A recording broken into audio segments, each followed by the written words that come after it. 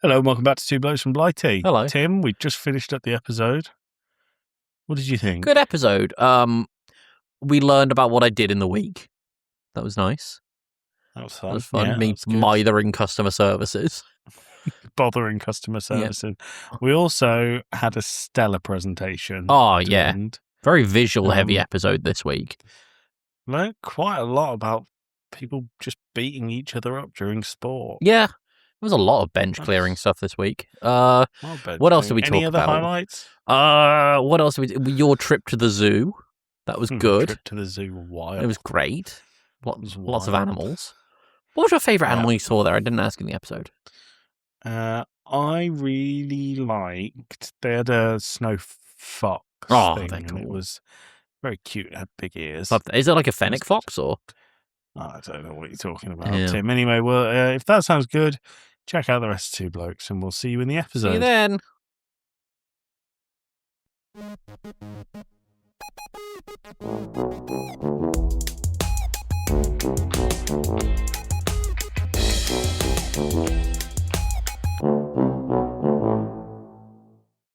Boy. One's wearing glasses, the other short and mighty. Buckle your seatbelts. It's Two Blokes from Blighty. Well done. Tim, welcome back. I'm Joey Fitz. As you know, I don't know why I addressed it to you. Listener, welcome back. I'm Joey Fitz. I'm joined by Aston Villa's number 9, Tim Fitzgerald. Tim, how are you doing? Aston Villa's number 9. I know I'm wearing... Okay. It means you're the new striker, that's all. Oh, I see. Does he look like this? Or does he look like he's about to sell you a caravan and then make off with the caravan? He's black, so no. Doesn't look like I'd like you. to rescind my comments. Ladies and gentlemen, if you tune in to Two Blokes from Blighty every week, I've had one of those moments that you can only have when you see a child do something that you've wanted them to embrace for their entire life. You've wanted to project all of your hopes and dreams onto them. You've wanted them to get involved, and they've never been asked. Tim, can you just slide back just a little bit? And listener, if you are audio only, switch it to video. Check out YouTube, check out whatever. Tim's wearing a Villa shirt. I really exaggerates my tits and my gut. Now, for the audience, you wouldn't think it given I was literally just eating a cookie before Joey made those comments, but I have been losing some weight, and this shirt has been something of a weight loss goal shirt for me. And it's a little snug. I won't lie, it's a little snug, but it fits better than it did. Loving that for you, Tim. Also, Tim's just jumped out of the shower, I think. He's got straight hair. It's all tied up. Tim's back here. Lost his beard. Yeah, I'm going mustache only mode. I was watching There Will Be Blood last night. And just thought we're looking at Daniel Day-Lewis's mustache. I could do that. So you have the mustache. I have the milkshake. I drink your milkshake. It's such a good film, isn't it? What a fucking great... It's a marvel of cinema. I don't think I can think of a bad Daniel Day-Lewis film. No. I mean, he's very selective in what he does anyway. Yeah, he is. Rightfully so. Have you ever seen In the Name of the Father? Mm-hmm. Classically underrated Daniel Day-Lewis film. Absolutely fantastic. Dad reminded me he was the lead in My Left Foot as well. Yeah. Yeah. Do you remember the musical version? My left foot. Always been better than the right one. That's a... I don't know if that ever existed, whether that was just a Family Guy thing. No, it was a bad Family Guy thing, because My Left Foot is quite a serious film about... I can't remember what disability he has, but about a man living with disabilities. And Family Guy made it into a musical. Yep. Classic. As tasteful. they do. Tim, how are you? How's this week been? Oh, Joey, I've been bored, so I've been bothering customer service teams. Okay, nice. So I like it. I thought it'd be funny to send off an email to Lynx. Right. The deodorant and shower gel brand. For those who don't know, I don't know why you would know. I am Lynx is Axe in the US, yes, right? And it's a pretty common gift to get as a part of a gift set at Christmas. So I've just been working through basically Christmas shower gels and stuff lately. Okay. And one of the ones I got was Lynx Black, and I saw it, and it was like green as opposed to black. And I thought, why is that? And so I thought I'd get word straight from the horse's mouth. Okay, So good. I found Lynx's customer service email. Okay. Sent them an email saying, "Hello, I have a question.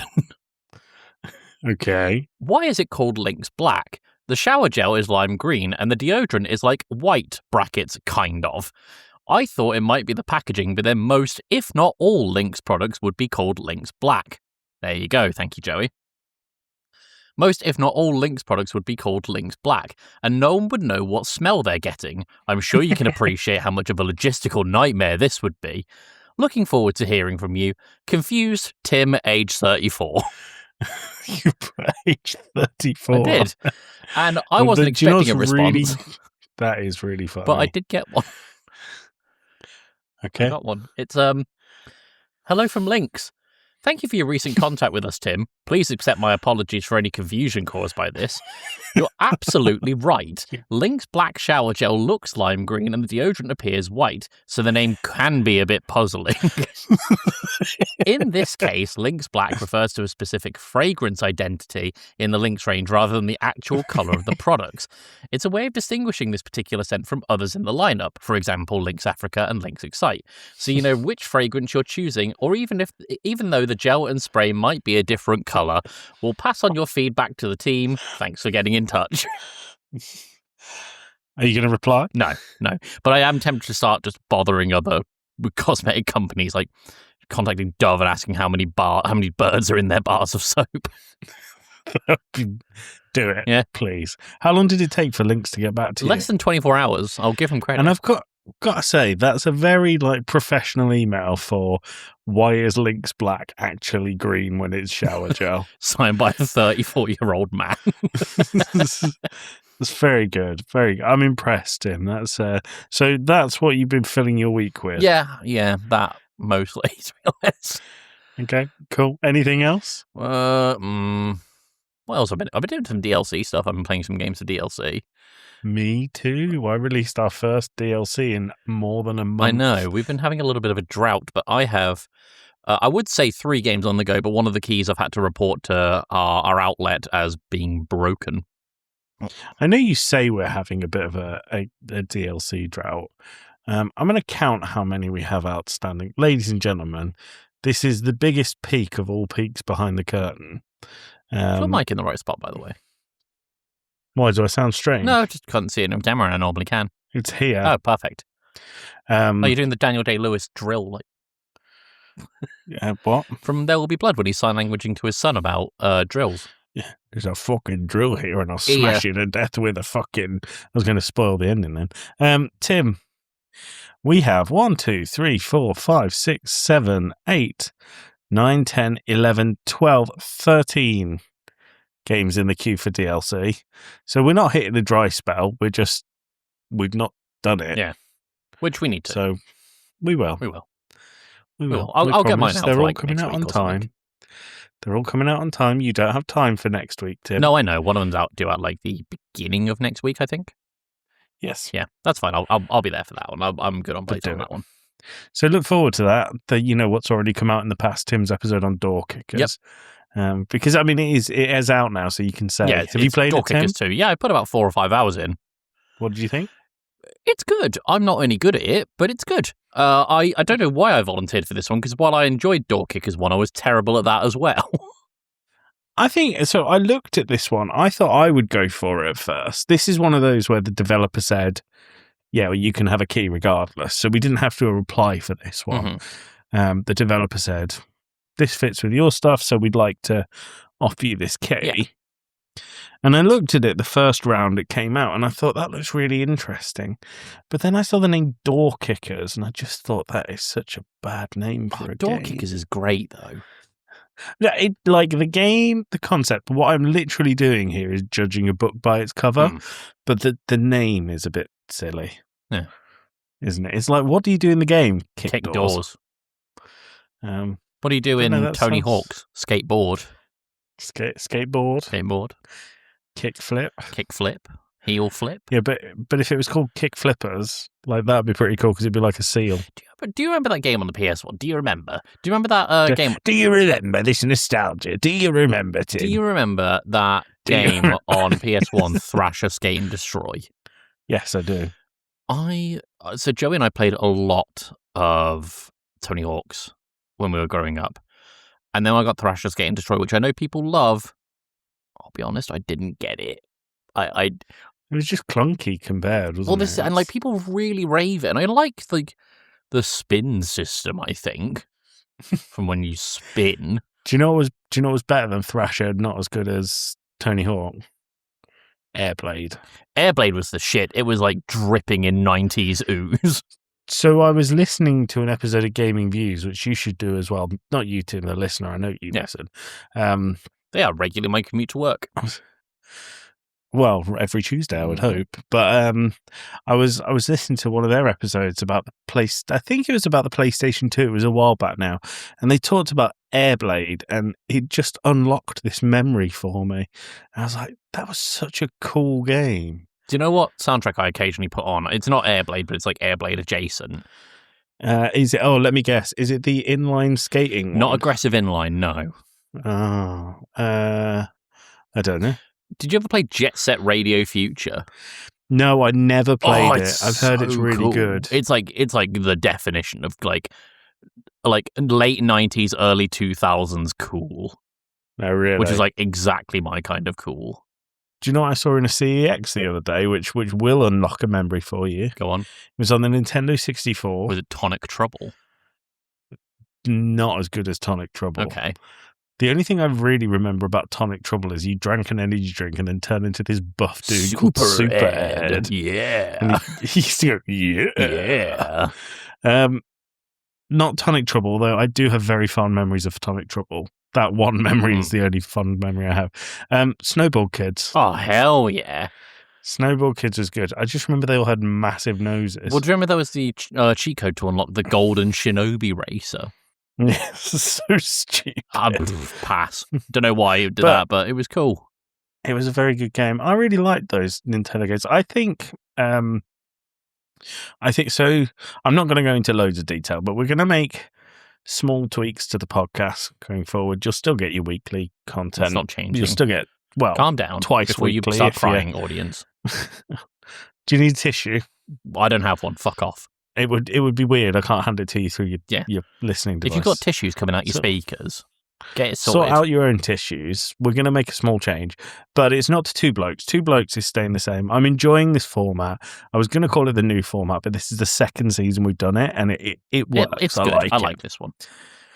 So we're going to do changes to our Monday, which mean we're going to have a little bit more variance in the game that we can play for those Monday episodes. That's as much detail as I want to go into right now.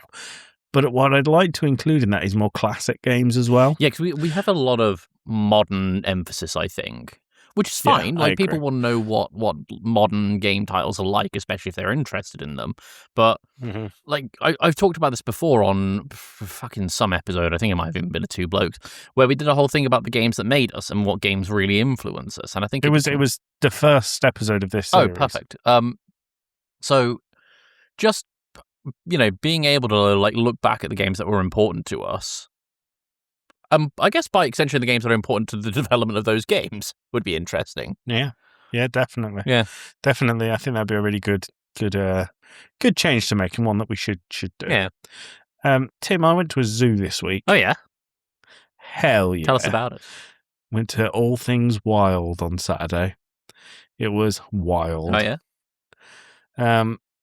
It was really good. I really liked it. It was fun. They had meerkats. Love that. Love a meerkat. They had meerkats next to the mongoose. Now that seems like an interesting mix. they eat each other, right? They do. So they had the meerkat enclosure here on one side, and literally next to it was the mongoose enclosure. But in the middle of each of them was like a tower where they were just stood staring at each other. Or like a Western showdown. Well, I felt like it was quite a hostile environment. But they did have What that. would That was happen if we good. put the mongoose and the rattlesnakes next to each other? Next to the meerkats. Next to the meerkats. Love triangle. You could call that section the food chain. Stand in the middle for funsies. Exactly. I mean, they had all the usual animals that you have at zoos. That was quite nice. There's zoos. It wasn't a zoo that felt cramped, which I always quite like. Apart from the owls look quite cramped. They weren't like in a cage like this. They had a big enclosure, but like it's an owl. It's a bird. Like they're meant to be flying around. I have owls here. Yeah. I feel very middle class when I say that. Sometimes when we're gaming at night, I hear an owl outside. We have bats. Yeah, bats. We have shagging foxes. We have shagging foxes. But what I really thought was funny and unlocked another core memory for me. God, the nostalgia in this episode is oozing, isn't it, Tim? When we were leaving, where you park at All Things Wild, if you park facing the zoo, dead in front of the car park, not dead in front of the car park, but directly in front of the car. It's a warning. Directly in front of the car park is the lemur enclosure. Right. And as we were leaving, 2 of the lemurs escaped from the lemur enclosure. Oh my God. Now, I mean, it was like 2... I think they had electrified fences at the top to stop them going over. The fences weren't all electrified because they were climbing all over it. I think just the bit at the top so they couldn't get over. Yeah. But there was 2 layers of that, like in a San Quentin prison for lemurs. Sure. And they got into the middle layer, basically, and the lady was just going back and forth and back and forth. And at the time, my son needed the loo, so my wife took him back in. And I just sat there and watched this lady walk to the left. Come on, clapping her hands. Walk to the right. Come on, clapping her hands. And the monkey's just ignoring her. Oh. These lemurs looking at her like, you have no control. You have no power here. But it made me think about, do you remember that holiday we had in France in the caravan park? Just about to say this, where there was a massive zoo escape. Well, we were there for a week, this caravan park that had a zoo attached to it. And what did we have over the week? The whole time the caravan next to us had lemurs living on the roof because they'd escaped and the zookeepers had no idea where they were. They were just hanging out on top of the roof of the caravan next door. There was a day that the peacock got inside our caravan. Oh, that was weird. It was wild. I know it's not a zoo animal, but am I right in thinking there were horses at some point? A horse escaped was the next thing I was going to say. I think that might have been it, but 3, like just a horse running around this caravan park, the lemurs living on the caravan next to us, and a peacock in our caravan. Yeah. That's mental, isn't it? That's mad. I learned to skateboard there, going back to Tony Hawk's. Skateboard. I had a weird experience with an Uber driver this week. Oh, okay, I like these. Tell me. So, Payne and I went to a wedding fair to get some last-minute ideas, because obviously the wedding is in about a month and some change at this point. How many days? 40, I think, off the top of my head. Which is 40 exact? From today's day, the day of recording. How many days until? I don't know if you want the date saying. Pass. 41. 41. Interesting. 41. But we went to this wedding fair. It was a bit of a bust, but the photographers that we're very friendly with, that are going to be at the wedding, they were there. We said hello, talked a bit of business about the wedding, and then went about our day. We got an Uber to go to Bristol because we need to get some fabric for my outfit for the wedding. And we were talking to the Uber driver, and he was telling us about... Sorry, the what? Uber driver. You mean the Uvu Jabba? The what? What are you referencing? What is that Uvu Jabba? I don't know. Sorry, like I'll Google it for you. It's from Vine, but anyway, this Uber driver was telling us about the celebrities that he'd picked up from like Temple Meads and comedians that were like on Britain's Got Talent and whatever. And I said, "Oh yeah, I served Tony Robinson when I worked at Pizza Hut once." Oh no, I think I've been privy to some of this conversation. And hold on. I think I heard that. That was a shagging fox. I think I heard that. Nearly nightly. Yeah. Sorry, go on. So there it is again. There it was again. So he was just like, "Oh yeah, what's he like?" And I was like, "Yeah, he's all right. He's an all right dude. He was there with his daughter." And he was just like, "Yeah, you wouldn't think he was all right no, it was something like, oh yeah, he's got some really big ideas, and I like some of them, but I don't like all of them." And I was like, "What do you?" Can we just slow down the name of this person? Tony Robinson. Tony Robinson. Yeah. And I went, what do you mean? He digs up like artifacts on Time Team. And he was like, what do you mean? I was like, Tony Robinson, he played Baldrick on Blackadder. And he was like, oh, not Tommy Robinson. Tommy Robinson for our American contingent is a very much far right propagandist. Massive racist. Massively racist. And the Uber driver was like, oh yeah, I like some of his ideas. So wait, was the Uber driver talking about Tommy Robinson? He was talking about Tommy Robinson, and I was talking about Tony Robinson. So how did you get onto this if he's the one who had Tony Robinson? No, I served Tony Robinson. When did you serve Tony a Pizza Hut Robinson? when I was working there in Solihull. Oh, that was a long time. It was a long time. How did you get onto that in the conversation in the car? Because he was talking about celebrities that he'd picked up. Is Tony Robinson your favourite celebrity you've served? Maybe. I did get some drinks for the Gorillas when they did a warm-up tour for their Plastic Beads. That was fucking cool. That was when I was working at the Conahue Bar in Birmingham. The Conahue Bar. The Irish Centre. Oh, the Irish Centre. That's what it's. I worked there. I did the same gig as you. Yeah. Yeah, and Tiny Temple was there one night as well. It was very strange. Very strange. Well, the Irish Centre in Birmingham, where is the place that Joey and I are talking about, but a lot of it's not there anymore. No, it's gone. Has the building gone? Yeah. Oh, it's a shame. A lot of bands would do warm-up gigs there before tours because Birmingham has a wide variety of venues. It's a very music-centric city. So, it's got everything from, academies, which are, decently sized stages, to, small venues, like a Barfly, to, stadiums in the NIA. And so, a lot of bands will play at this Conahue Bar, or they did play at the Conahue Bar as a warm-up thing. So, I got to look after the band Ash. I got to partially look after the Gorillas. Do you know who'll be really jealous that you looked after Ash? Who? Is the Lovely Dan. Really? Lovely Dan is a big fan of Ash, yeah. They were nice dudes. Good dudes. Nice. I looked after Little Mix once. Interesting. They were nice, bought or them soup. They were nice, or no, not really. No, fuck them. Do you know who was nice? Do you know who I did like? Who? I'm going to tell you two stories, right? Did both at my time at the O2 in Leeds. Now, there's a club night called Propaganda. I love which Propaganda. Goes on at all of the O2s. Propaganda's great. It's like indie music, very cheap drinks. It's a student night. And we used to regularly serve the guy who played Neville Longbottom from Harry Potter because he was from Bradford. Bradford nights out of shit, so he used to come to Leeds. He was always really nice. He used to tip quite a lot. He used to get very drunk. Nice guy. Good looking dude these days as well. Sexy man. Yeah. Don't be afraid to say it, Tim. No, he's a very sexy man. I'd let him kiss me on the lips if he asked. He's got a long bottom. He does have a lot. It's weirdly long. Down to his ankles. It sticks out, though. It's like he's walking with a surfboard between his legs. I'm not going to tell the other story because I think it could be quite... inappropriate. Quite bad. I'll tell you afterwards. Okay. It's to do with a footballer who I served once. And I know since you're wearing a football shirt, you're into football. So, oh yeah, naturally. Yeah. Can I, Tim? This is Uvu Java. Sorry, this is a Vine, and I don't know the context of it. Hold on, I've pressed play without any sound. For fuck's sake, making editing work. I'm not. What's the hottest Uber driver you've ever had? I never went to Uvu Java. Uvu Java. Who's the hottest Uber driver you've ever had? I never went to Uvu Java. I don't know what that means. He just misheard it. Don't know.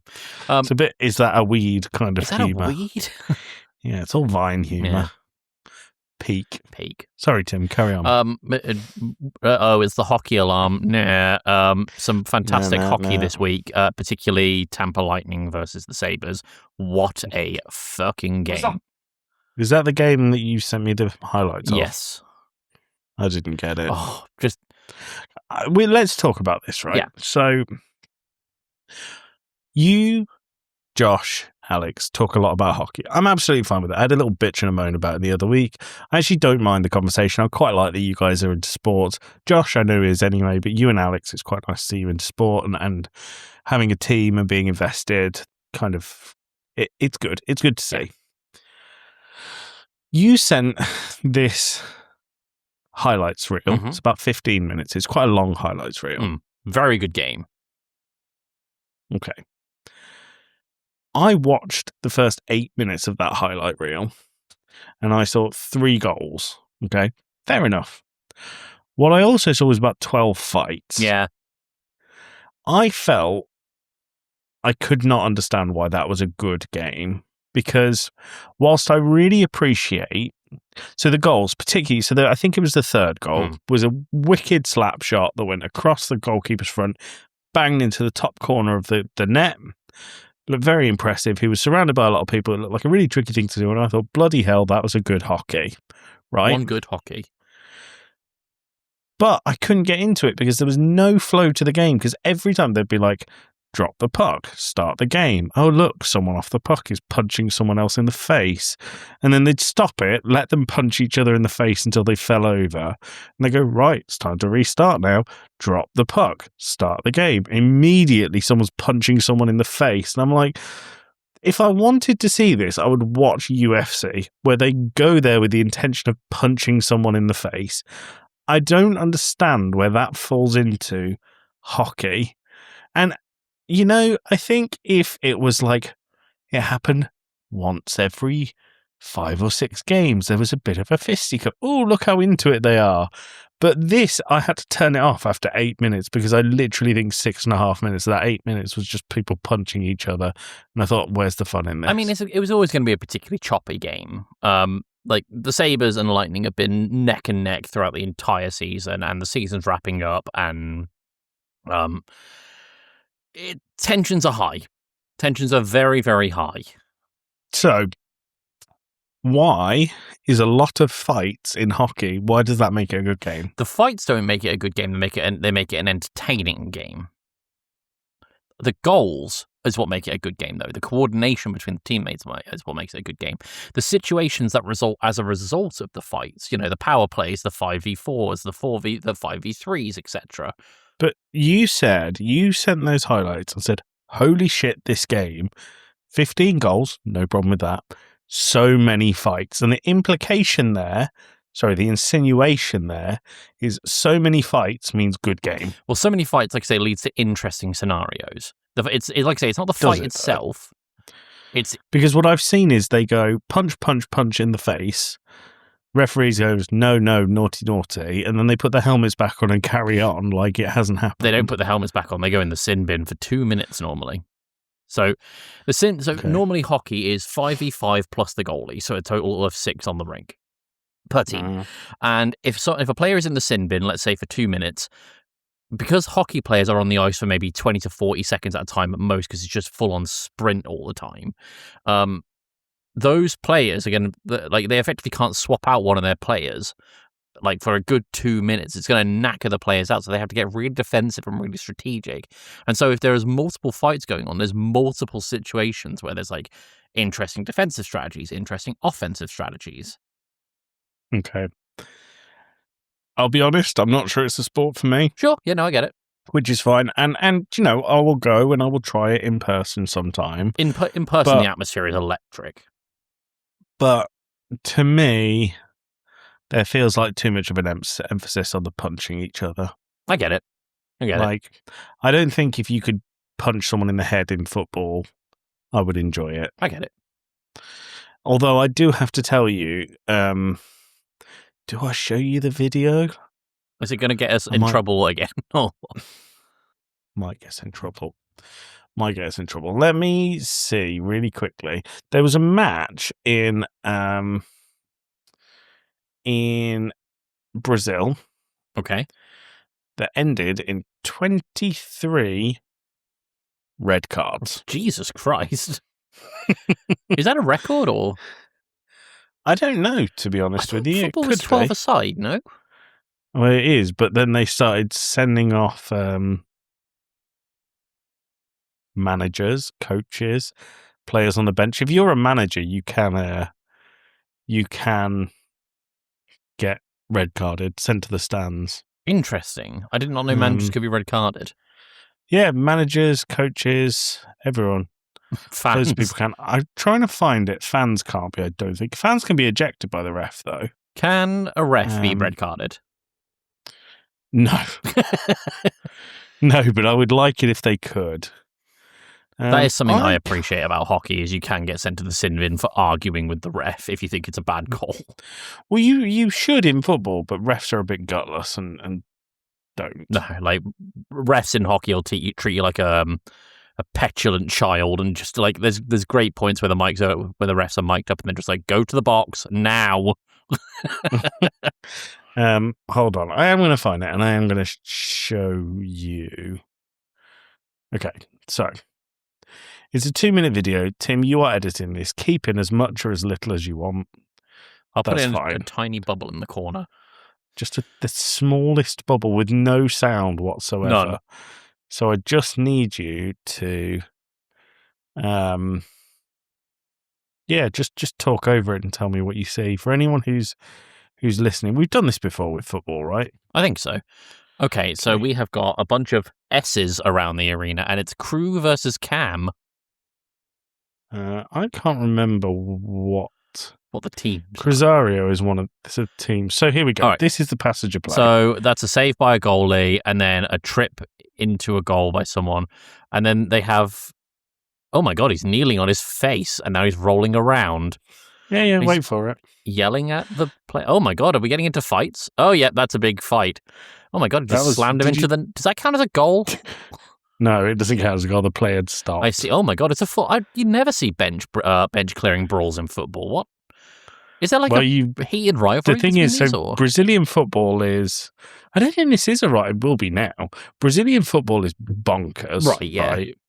The fans, the South American football is notoriously like red hot, passionate. You see the guy that's being held back there? Yeah. He was the goalkeeper on the opposite end of the pitch who had sprinted the full pitch to get involved with the fight. Oh my God.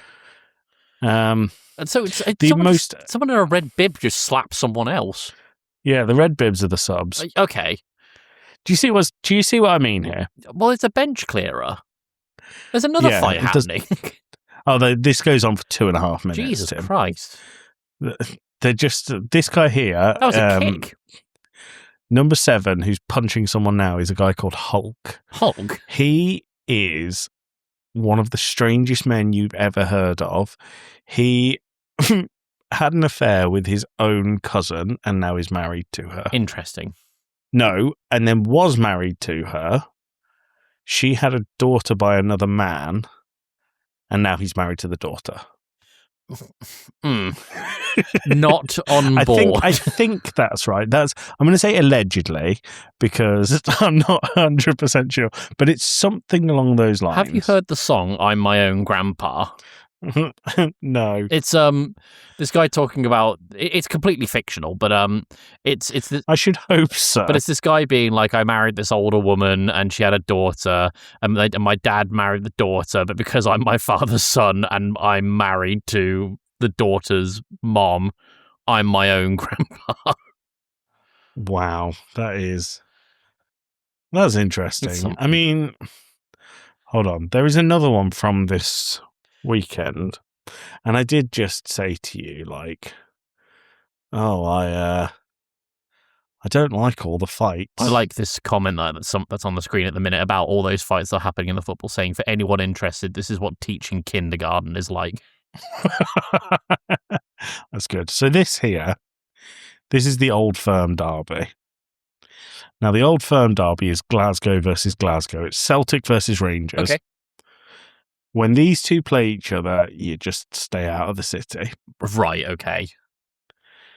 This was this weekend where Celtic knocked Glasgow out of the cup on penalties, and they're all celebrating, and then these Rangers fans, why is that not playing? I'm not even seeing Sorry, it. I thought I was showing you all of that, but I wasn't at all. Hold on. I'll put the bubble in here again. There you go. New bubble for you, Tim. New bubble. So look, they're all clapping. This will definitely get us copyrighted if it's full screen. So make sure we're like reaction YouTubers. Oh my god! And then people can watch along. Yeah, you can go like this. Go. People in these fucking balaclavas, man, they think they're hard. Man got a bally. Man got a bally, but like, Do you know I have a balaclava next to me too? do you actually? I do. Do you know I have it? Why? You remember the stag do I went on a while ago? Yes. I had to buy one for the go-karting. Why do you need a balaclava for go-karting? I know, apparently it's safer. I feel like that'd just obscure your vision, especially if you wear glasses. Well, it's not a full face one. It's got a hole here. Oh, it's not like a face covering one then. No. Oh, that's not a balaclava. That's So like a reverse face mask. Sure. So this is just going on in the background, and then look at this. All these people. So this is the home fans. This is the home fans running towards the away fans to start firing fireworks at each other and throwing stuff. Oh my god! This is why I don't like football. Yeah, but this is days gone stuff. So I know that this was this weekend, but this is so rare in this country.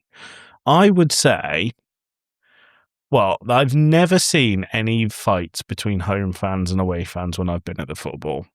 Right. Never. I have been at the football when they've had to erect and I did say erect. They had to put up an iron tunnel between the station and the away end. What do you mean that was for tunnel? Birmingham versus. So it's literally a tunnel made of iron To protect the players? to protect the away fans. Oh, wow. Between the home end and the away end at Villa Park. Between Whitton Station and the away end at Villa Park for the Birmingham City fans when we beat them every time we've played them. Just fire them out of a tube. No, they have to put them in an iron tunnel and hold them back in the stadium. They're not allowed to leave for like 2 hours after the game. Is that like to rub it in? It kind of is. It's more for their protection, so they don't go out and pick loads of fights. The only time I've ever seen any problem was when we played a European game against Lech Poznan. Sounds like a Superman villain. Who are a Polish team, and they are quite notorious for what they call ultras. And ultras are just the people who really like them the most. They're the biggest fans. Okay. They go and they like, oh, we bleed Poznan, and they go and fight people. Sweet. Stupid. It's really stupid. But they came and they kicked off with police. I didn't see any problem with fans, but then before kickoff, Villa went, we're not letting any of the away fans in. So it was just an empty away section. Awesome. And the pissed off fans went round to the side by a hot dog cart and threw the ketchup into the stand that I was in on the other side. So it was nowhere near me. But that was the most trouble I've ever seen. Interesting. A thrown ketchup. And when there was no fans, there was chants going on the whole time. Like, we forgot that you were here, and your support is fucking shit. Your support is fucking shit. It was just dead silence. That's amazing. Stupid. Very stupid. Right, Tim, we have waffled on longer than I thought. Yeah. Who would you like to do the advert? Should we do our boys over at Chatsunami? Should we do our boys over at Chatsunami? Yeah, let's do them. Let's do Chatsunami. List Chatsunami. Here's their advert. Welcome to Chatsunami, a Scottish variety podcast that discusses topics from gaming and films to anime and general interests. Join me, your host, Satsunami, as well as the rest of our Chatsunami team for our takes on these very important pop culture topics. Sir, it's clearly a trap. I accept your bait! That happens 3 times in the film. Like every time that general goes, don't do this one thing, he goes, do you know what I'm gonna do? That's the exact He does as well. She had the pointy teeth. What was that about? She looked like Bilbo when he wants the ring back. She did, didn't she? I just want the lightsaber one more time. Parasite says, no, you will get back into your office and work. No, says the man in Zoom. Trousers are for the working man. You're bursting into your hotel room. Honey, we need to go. Leave the kids. You can milk an audition. Oh! That's the worst thing you've ever said in any of the episodes. If that sounds like your cup of tea, then you can check us out at our website, chatsunami.com, as well as all good podcast apps. As always, stay safe, stay awesome, and most importantly, stay hydrated. Stay classy and have a banana. This has been Tsunami. I'm sorry.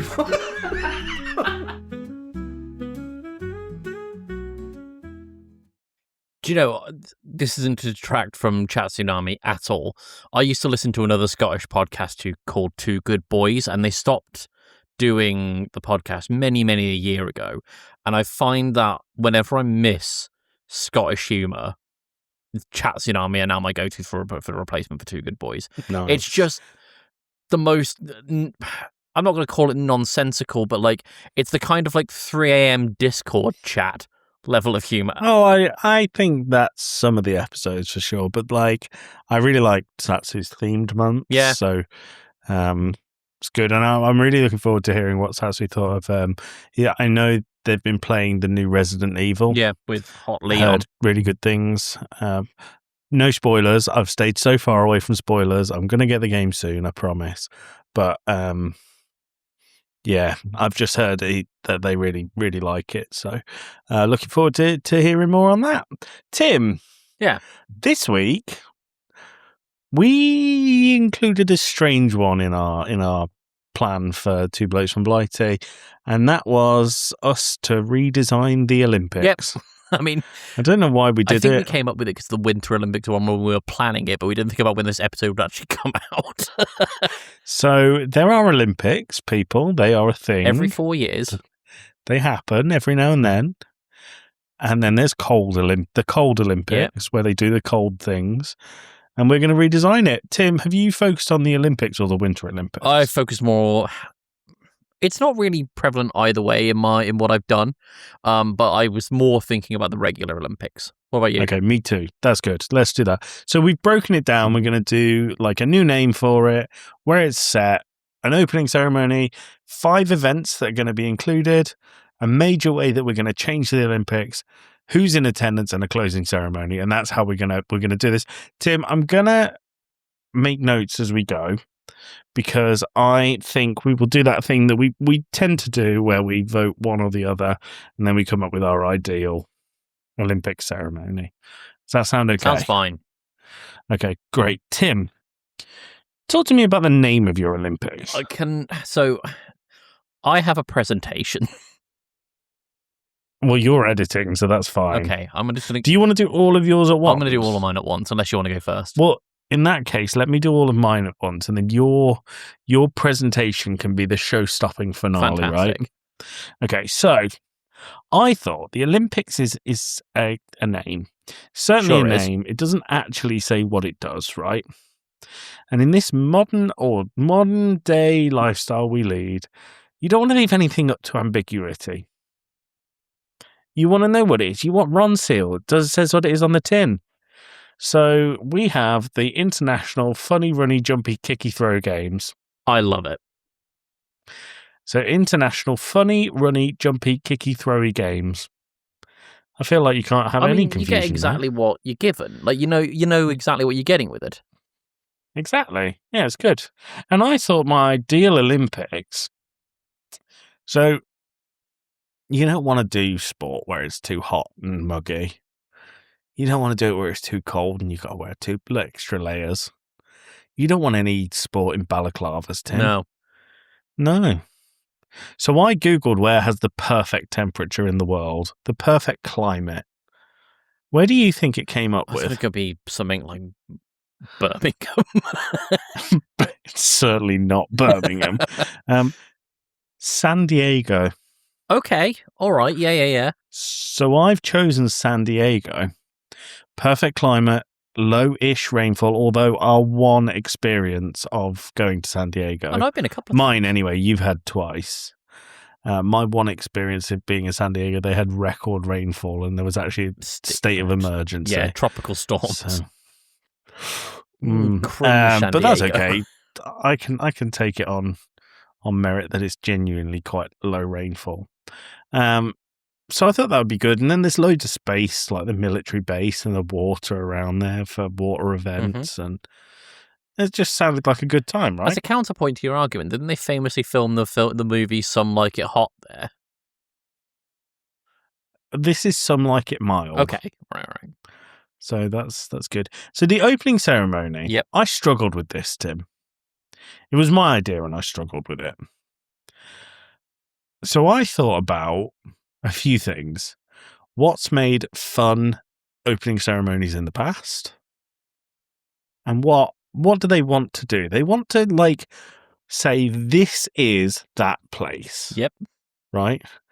Why are you smiling like It's that? such a departure from my one. Great. Good. Okay, so I thought the last Olympics were where? Pass. I thought you were going to get it. Paris. Oh, was it Paris?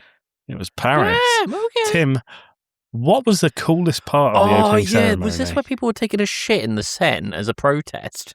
That is not the coolest part of the ceremony. No, but was this the But event? yes, that did happen, not at the opening ceremony. Oh, okay. Coolest part of the ceremony. Do you want me to tell you? It's fucking Gojira. Oh, yeah, Gojira played. So Gojira are going to perform all the music at my opening ceremony. It's going to be very intense. Are they just going to become a staple of the Olympics in your world? Yes. Cool. They just exist for the Olympics. Yeah. They live off it every 4 years, like Mariah Carey at Christmas. Sure. And then I Googled, what is San Diego known for? So while Gojira are blasting heavy metal music, the countries, they do the international parade where they show, they're going to do that, but they're all going to be accompanied by the animals from San Diego Zoo. Smart. But at the same time, because San Diego is so close to Mexico, a lot of what San Diego is known for is great Mexican food. Mm-hmm.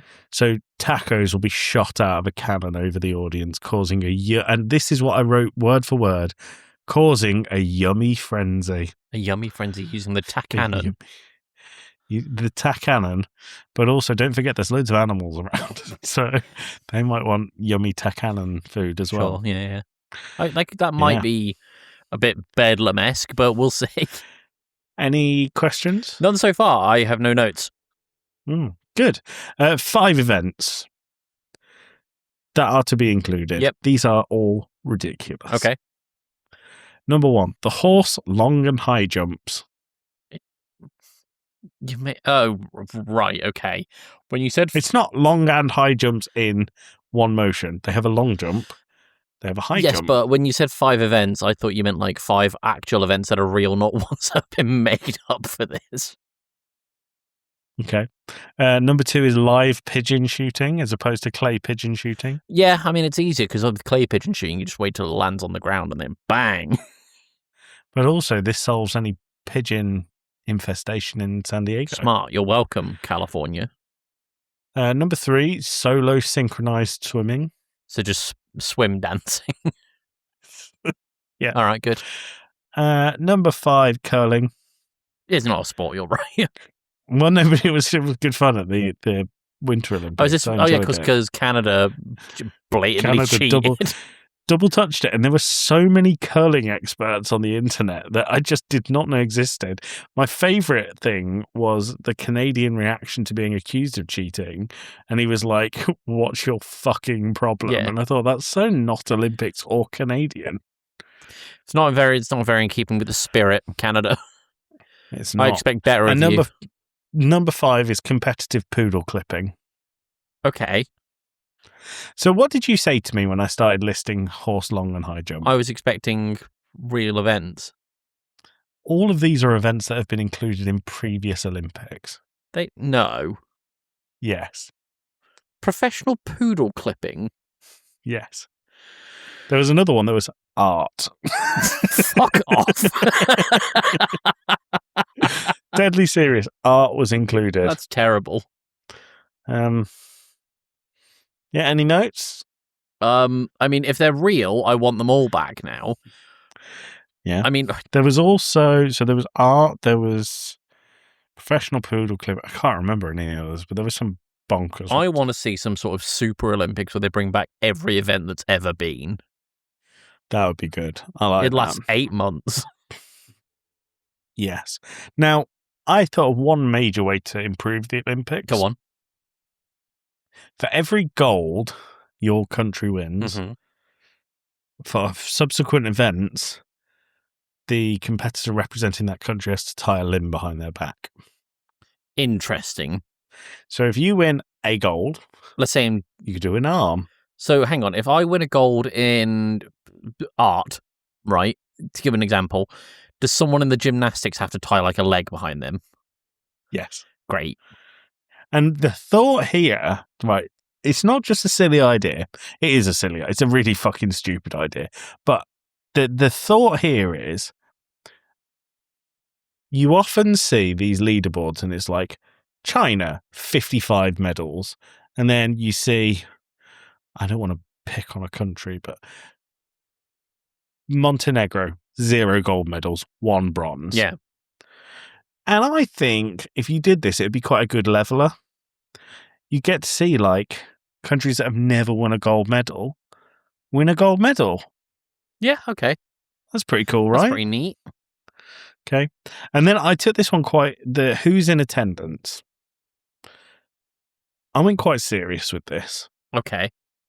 Because the World Cup is in America this year, and one of the scandals with it is how fucking expensive it is, and how ludicrously expensive it is for someone to travel to the World Cup and to attend a game. Yeah. So the tickets for the final are something like $3,000 minimum. Where is the final? I know, obviously, like continental America. Can't remember where it is. Probably like New York or LA or something. The World Cup is Canada, USA, Mexico. Yeah, continental United States. Or continental Americas, rather. But the US games are like insanely expensive. Well, that doesn't surprise me. No, it doesn't surprise me that. I think sport itself in America is insanely expensive to go and watch. However, this is like over the top. So my who's in attendance is the special initiative. And I thought about this a little bit. It's not just, I didn't come up with it 2 minutes before we started.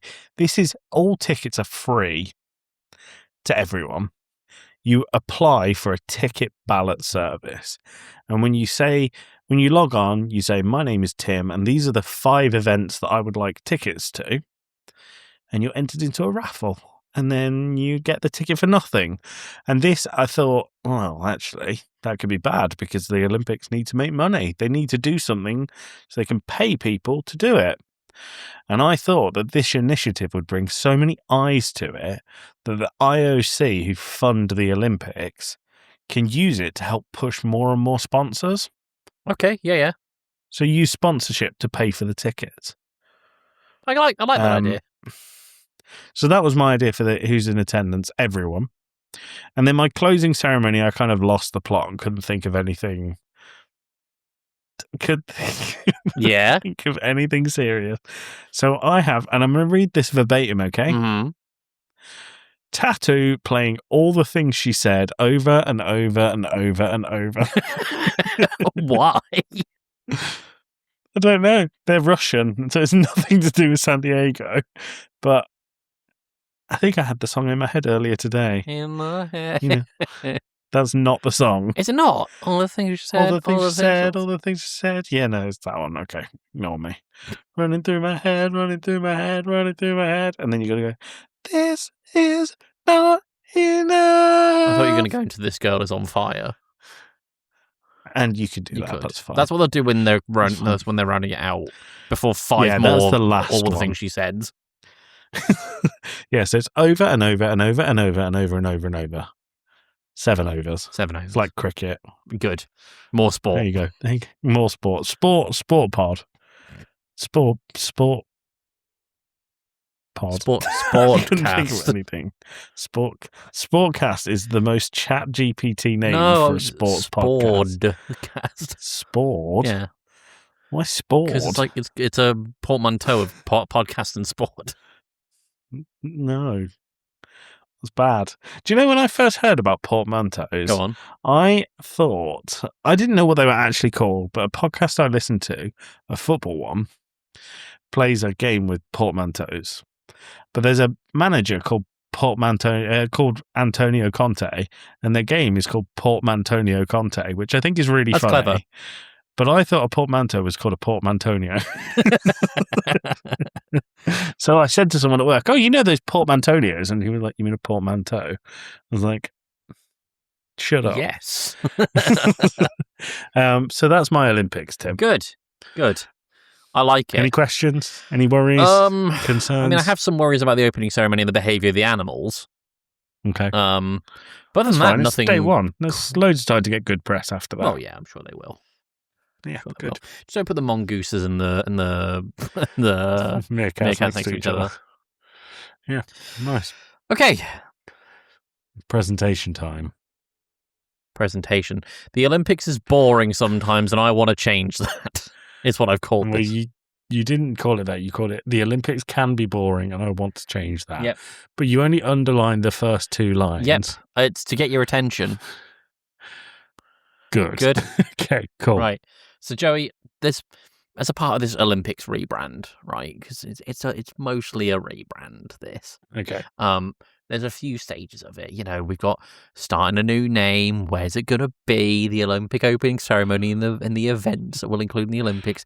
Yada yada. It's like a live service game. Kind of, yeah.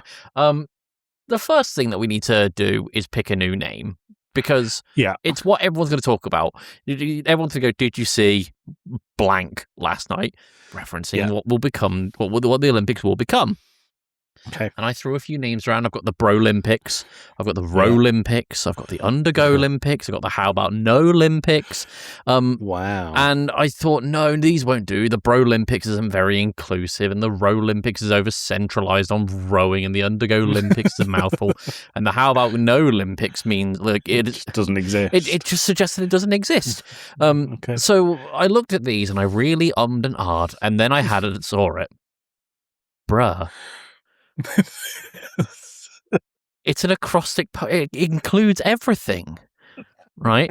Yes, I did forget to remove the text in the bottom right that said to reach out to my email for questions. But I'm leaving it there because it's funny and it looks like a Windows 98 taskbar. So is it called Bruh or is it the Bruh No, it's just Olympics? Bruh. I like the Bruh Olympics. So, let's talk locations, right? For Bruh. Okay. So wait, sorry, your catchy thing is, did you see Bruh last night? Yeah. Okay. Bruh was sick. That's how people talk. Good. So I went and spoke to a number of Olympians and I got their comments and, you know, some of them had complaints. And some of them... Why are they all pissed? Because they're all complaining too much. It's like some of them don't like the heat and some of them don't like the cold and some of them don't like it too bright and some don't like it too When dark. did you find time to make this? Yeah, just don't worry about it. So I looked at these and thought, well, I'm never going to find a place that satisfies. Hold on. Let's not move on. I want to focus on one piece of feedback in particular. Centre bottom. Yeah. How do you get in my house? Stop asking me questions. Get out. Yeah, so she was And their very name is uncooperative. Did not appreciate my survey. So and the swimmer said it's too wet. This is my problem with it. Like, just complaining too much, right?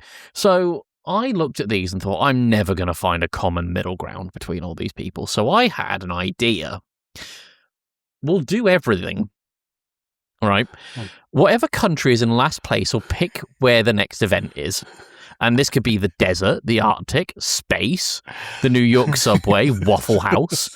There'll be no changes to the game, so everyone gets a fair shot, and it makes the whole thing more interesting. So let's take your example, Montenegro. Let's say they're in last.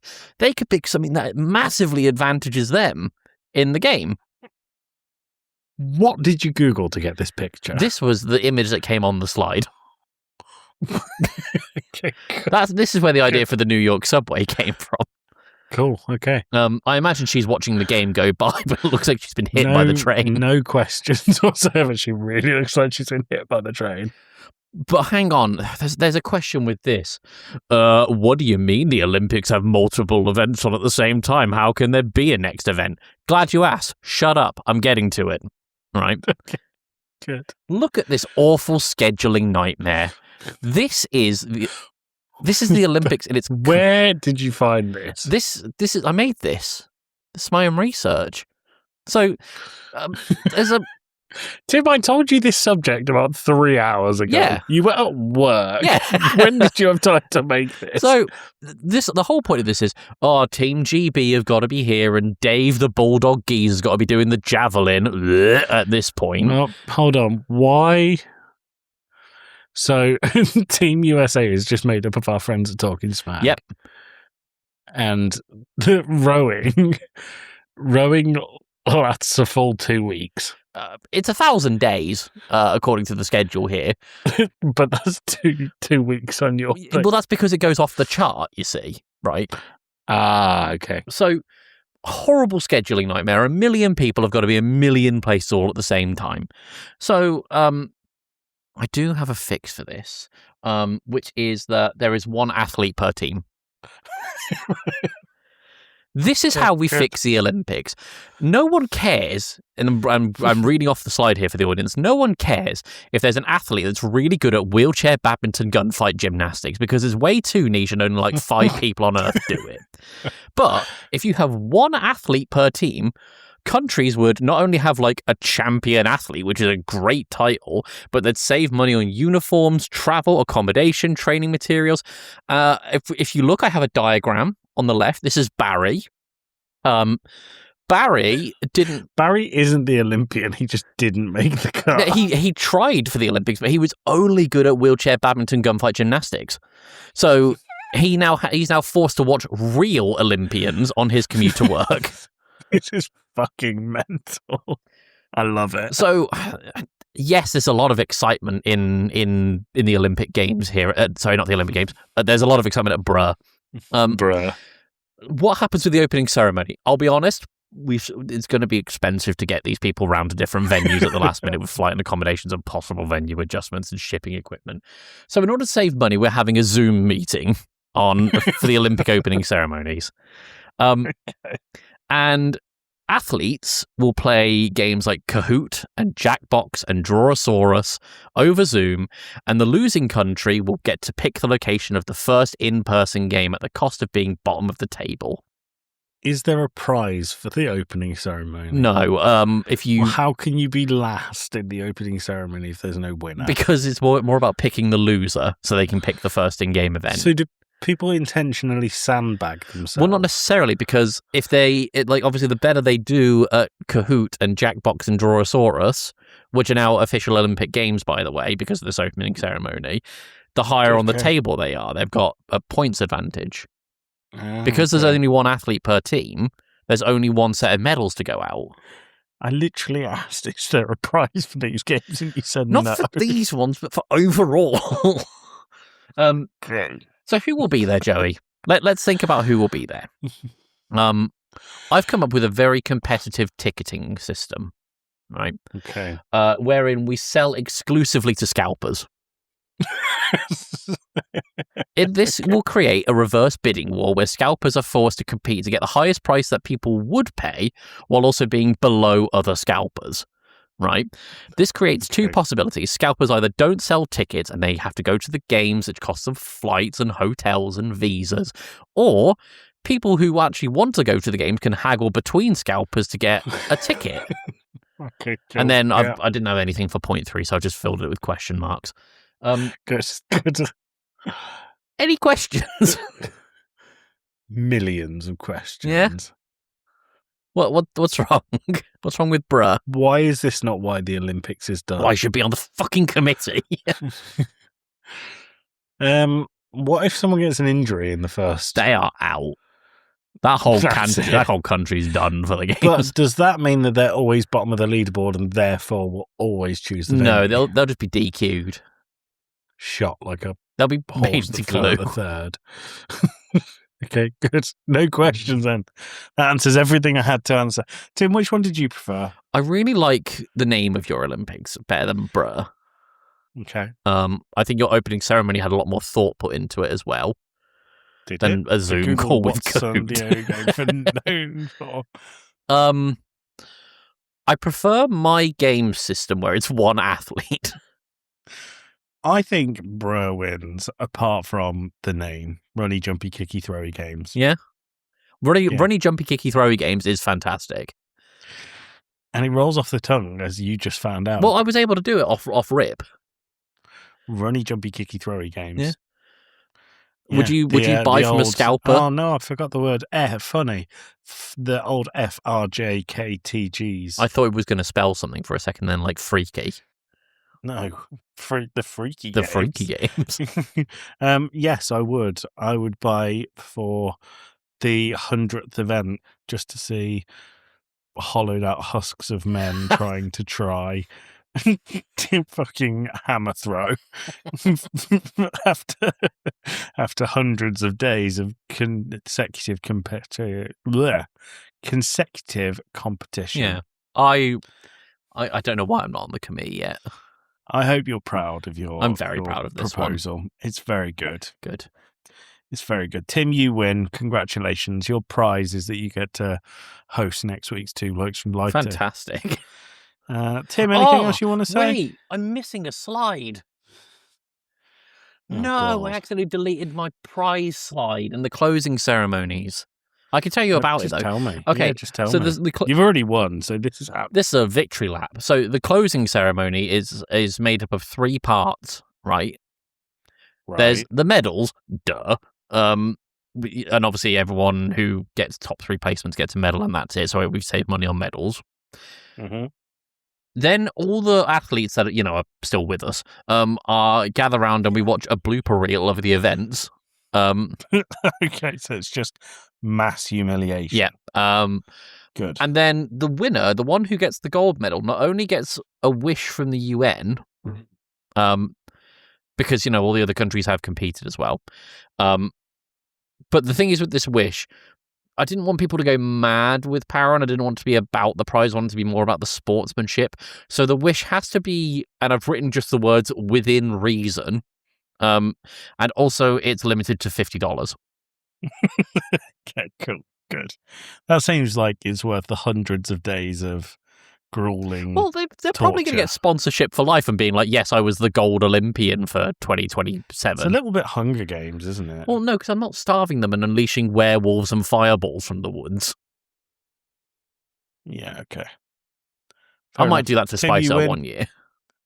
Maybe. Keep it interesting. Well, let us know what you think of the newly revised runny, funny, jumpy, kicky, throwy games. You can move them in any order. Yeah, it's good it's fun. great. Let us know in our Discord or tweet us on X, or the platform formerly known as Twitter. We are Game Club Pod, at Game Club Pod on basically everything. Tim, thank you so much for everything you put into your presentation. Anything you want to say to the listener? Take that, you bastards. Take that, you bastards. We'll see you next week. Bye. Bye-bye.